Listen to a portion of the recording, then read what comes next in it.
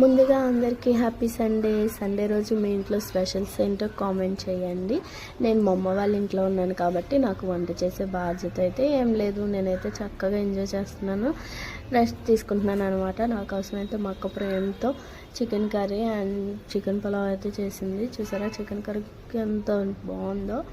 And ready చేసిన వంటలన్నీ చక్కగా సాపేసుకొని చక్కగా మా అక్క చేసినవన్నీ నేనైతే సాప్ మీద పెట్టేసాను. ఇంకా అందరు తమ్ముళ్ళతో అందరితో కలిసి ఈరోజు అయితే లంచ్ ఎలా ఎంజాయ్ చేశాను అనమాట. సరదాలో మునిగాడే తనవారే వస్తుంటే అదు ఇంకా మరిచాడే మనసంతా వెలుగే